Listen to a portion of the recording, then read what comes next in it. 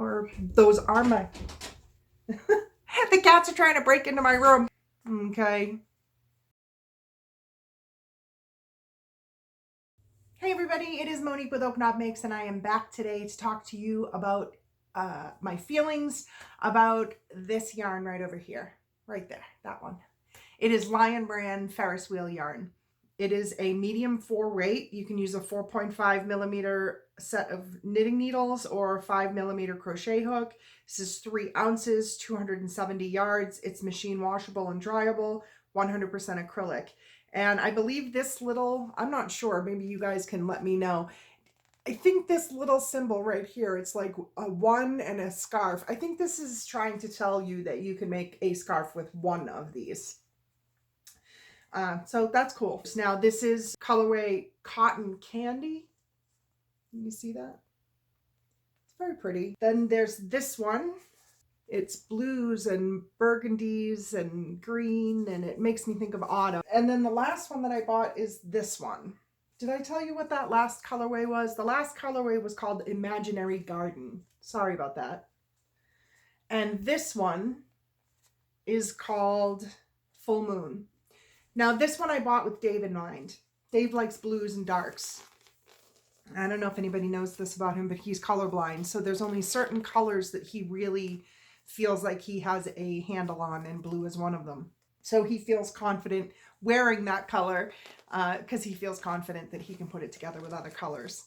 So if anybody knows somebody, or if you don't know anybody that's colorblind, that is can be a challenge for them to know if what they're wearing matches, because to them it may not actually look like what it looks like to the rest of us.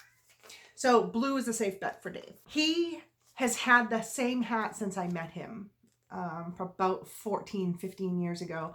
And it was a beanie, a Nike knitted beanie, and he loved it. And Dave is one of those folks that seems to be able to make something last for 20 years. And that's about what he did with this hat. So he very sadly communicated to me that there were holes in his hat. And so it was time. So I offered to make him one, and he said that would be good. And he asked for a few different things, that it be a tight fitting or close fitting beanie. That's his preference. And so I gave him the choice of several different yarns that I had actually acquired with him in mind. I have yarns that are for specific people, and they just sit until that person asks me for something, and then I break into that yarn. And I have several different types for Dave, and this was one of them. I gave him some choices, and he did choose this one. So I thought, what a great opportunity to try a yarn and let you guys know what I thought of it. Here's the hat. Okay. It is a 3 repeat row, and it's a double crochet, a half crochet, and a single crochet. I'm sorry. Double crochet, half double crochet, and a single crochet. Started it at the top. Now I went and I got, gosh, must have been a half dozen hat patterns that I thought he would like, that would work for him. And what I found was every single one of them, by the time I was done increasing, it was ruffling like mad. Now, I've made a number of hats at this point, and I make them all basically the same way, starting at the top and then increasing out from a magic ring. And I've never had that problem.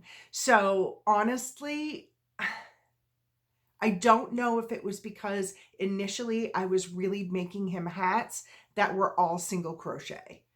And I had seen somebody say that when you have like a single crochet or a really tight kind of a stitch, that sometimes you need to throw in row of single crochet that is not increasing or decreasing. So like if you're increasing and you increase for 3 rows and you start to notice a ruffle, do a row of single crochet where you're not increasing, and then that should kind of take care of it.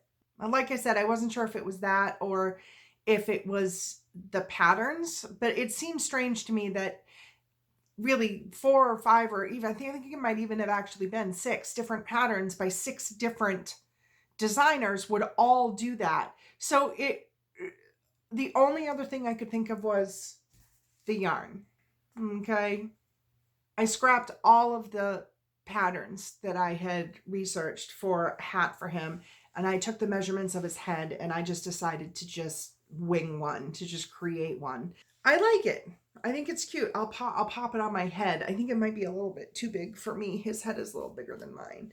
But you can see it's just a very simple flat out beanie. Now he wanted it long. He wanted it to come all the way over his ears. For those who don't know, we live in New Hampshire, and it is cold in the wintertime. So he likes to have his ears covered by his hat. So this is a little bit longer than you might normally make a hat for somebody. And the circumference of his head is a little bigger than mine. So it looks big on me, but on him, it's pretty good. And I basically would do a repeat, and then I would have him try it on, and then do a repeat and have him try it on. And when it started to feel like it was getting a little big, I would do a couple decreases. And that's basically what I did through the whole hat, was just try to make one. And so it started with a magic ring right there, you can see. And then I just went out. So I don't know, I might try to make this into a really simple pattern for you guys. I don't know if this is something you guys would be interested in making or not. I mean, this hasn't been washed, it's nothing, so it's still pretty gnarly looking, and he is hoping that it shrinks up just a touch in the dryer so that it will be just slightly tighter on his head. He really likes a snug hat. So here's the hat.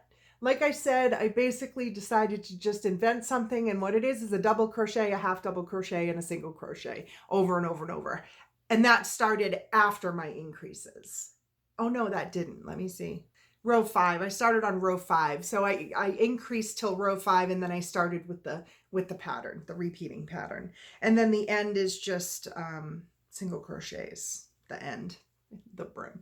This was just a real rough and ready hat for him. And I figure if this is one that he likes, then I will probably take a yarn that is a little bit more forgiving, and I will create another one for him that is kind of like this. Or maybe I'll try one of those 6 patterns with a different yarn and see if I have better luck. I think that it's very pretty. It's quite soft. I mean, I wouldn't hesitate to wear it. I think it worked up nice in the rose. You know, I think the colors are nice rose here on his hat.